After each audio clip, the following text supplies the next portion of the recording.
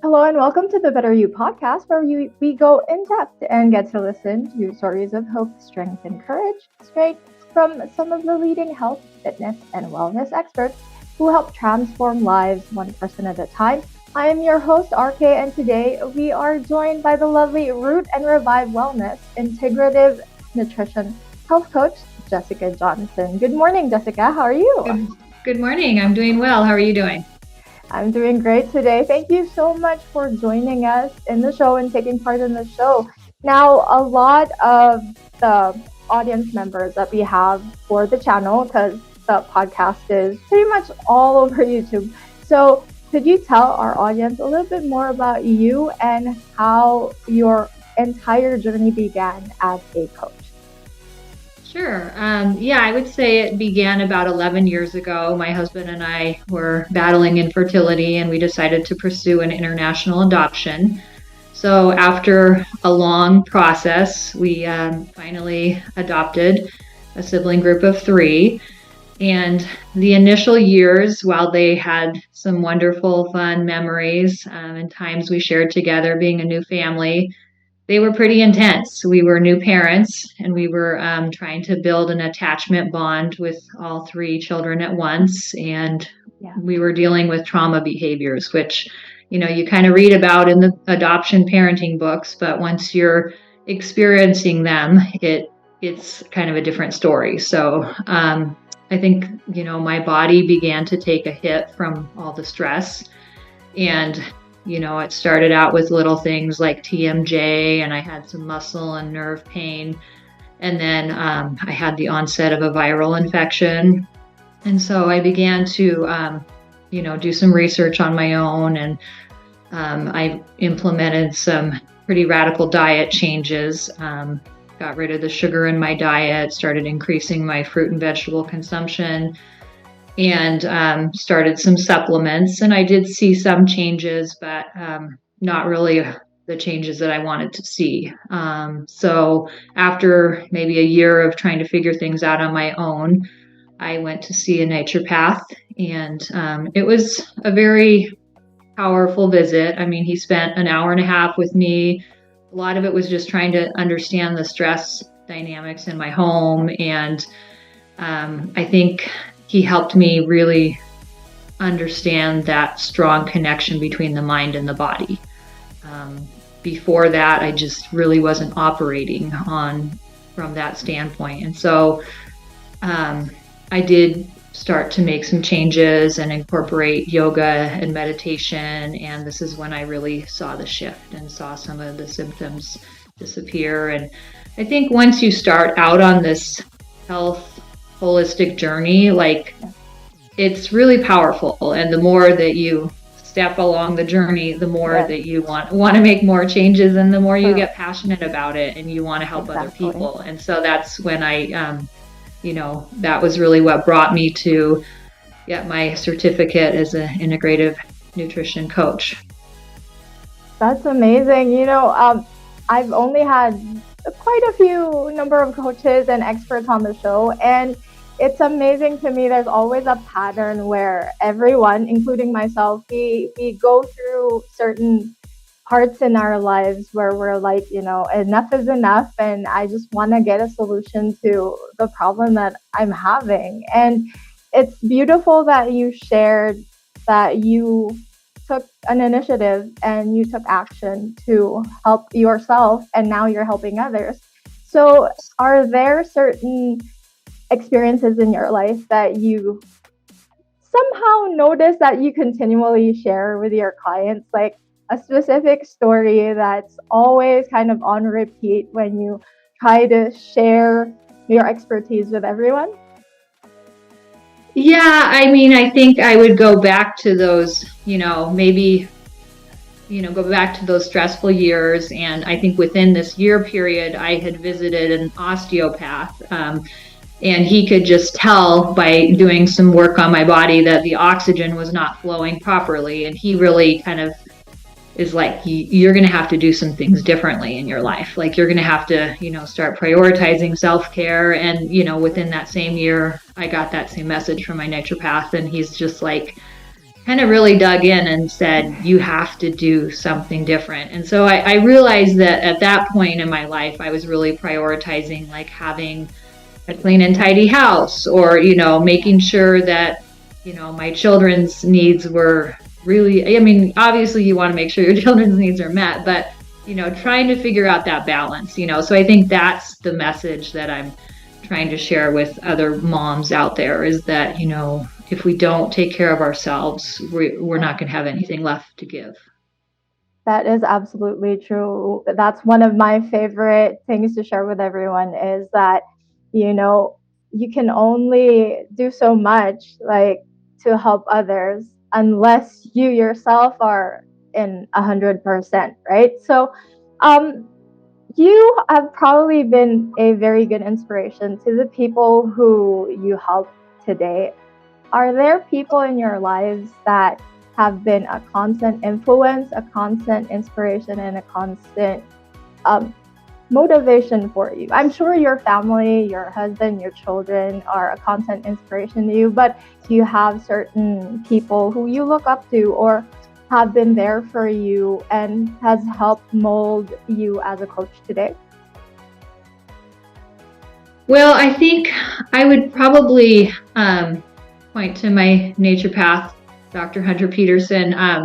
Just, maybe he has these free online videos, and I've learned a ton from just watching these videos. And I think it's a model that he kind of sets out there, and it's this model of like being in harmony with nature, going back to, a diet that, our ancestors ate, and, just being really mindful about things in our life. Like, for example, digestion begins with food preparation. When we are smelling and seeing the vegetables and the spices, that's where digestion starts. And, a big part of digestion is how we eat, eating slowly and chewing our food all the way.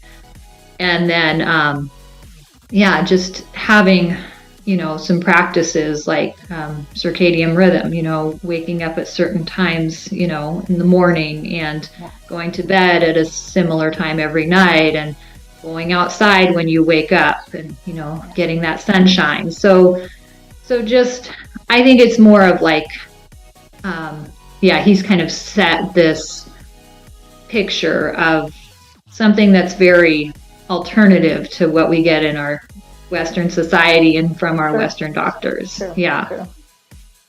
That's absolutely amazing. It's always great to see just how people we look up to get to influence us, and just how we ourselves are like very passionate about how we can extend that type of guidance to other people. It's amazing. Now, you have spoken a little bit about what it is that you should prepare and what you should eat.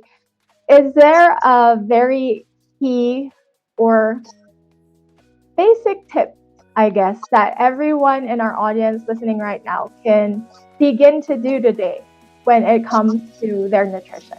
Can you give us a little tip or a little trick that you often share with everyone, and that is absolutely, something that is very effective and that people can adapt to today? Yeah, I think it's kind of this idea called crowding out. So we have our plate with our protein on it, and oftentimes we have like a piece of bread with our meal or whatever, but it's slowly beginning to increase our vegetable consumption. So if we usually have a tiny little salad, we're having a little bigger salad. And if we usually have bread with our chicken, we're going to try having some roasted green beans or something. So it's trying to replace, a carb or something with a vegetable. So just slowly taking those baby steps to get more greens in your diet.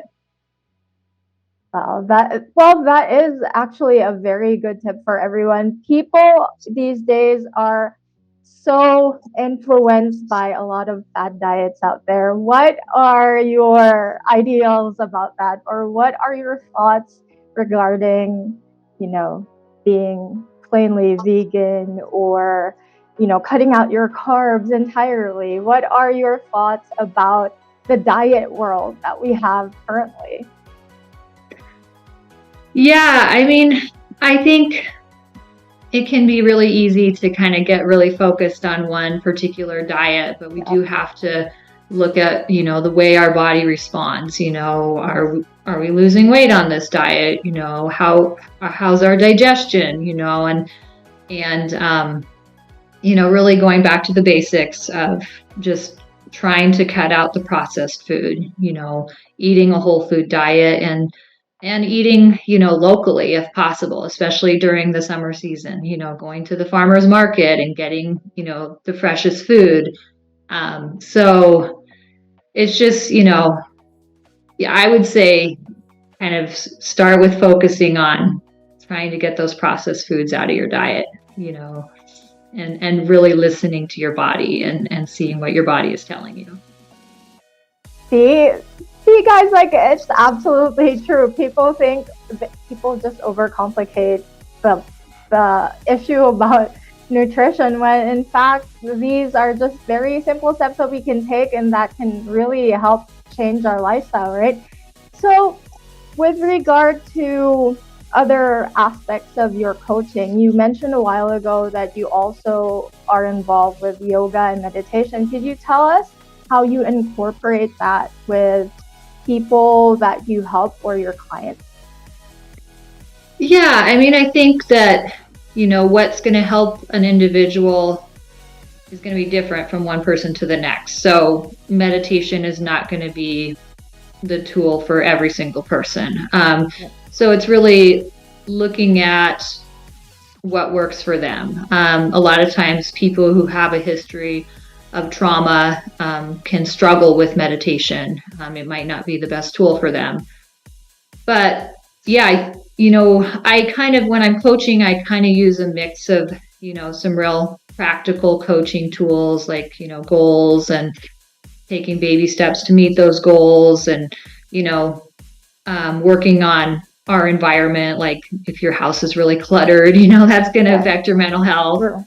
And also recognizing that a lot of us have things kind of at the subconscious level that are hard to access. And so those things might need some tools like, breath work, or there's something called EFT tapping that helps kind of reach those other levels. So just looking at, what the needs of each individual are.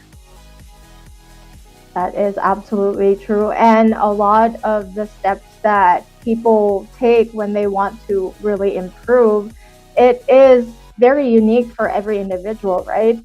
So far, with all the clients that you've had, could you share with us, has there already been like a proudest moment that you've had as a coach in terms of helping your clients? Has there been like a standout experience or a standout part of that journey as a coach? Oh, that's a hard one. I think I would maybe just say that, like, kind of overall, like having that final session with my clients and being able to celebrate their successes and see how far they've come and, all that they've overcome. I think just, usually that final session is kind of a victory session, really. Yeah. That is absolutely true. And I agree with that as well. It's always amazing. And that actually keeps a lot of us coaches inspired to keep on going. It's the transformations that we see with the clients that we get to interact with and that we get to guide and coach.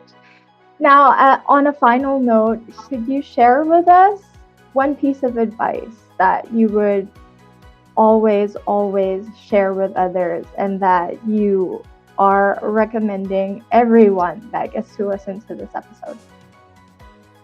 Yeah, I think it would just be that like positive change starts in your mind. And a lot of us, we are not really aware of the thoughts we're allowing to ruminate inside our brains all day. And many of us can be very critical, and we don't have that self-compassion. We're not gracious with ourselves. And so that's where it all has to start. We have to begin to change our thoughts. And this is easier for some people than for others. For me, like, changing my thoughts started with writing down a mantra every single day. And this mantra kind of got drilled into my mind. And so when I found my mind kind of gravitating toward more of a negative place, like, I just would speak the mantra. But for some people, I think people who have had, a history of big T or little t traumas in their childhood, it's going to maybe take some of those tools that reach the subconscious level. So changing our thoughts is hard, but it's kind of like a muscle, and we have to work it. And the more we acknowledge it, the more we can have success. So I would say, just that our actions, positive actions, are tied with a positive mindset. Absolutely true. And I agree with you all the way. Thank you so much for taking part of our show today. Now, to everyone interested, all of the information that we have for Revive, and let me get that name right, Root and Revive Wellness. All right, for Jessica's details, I will put all of those in the description box below. And again, guys, thank you so much for listening and watching us in today's BetterU podcast. I am your host, RKaye, and reminding you, never give up on your movement journey, because it's never too late to move. Bye, guys.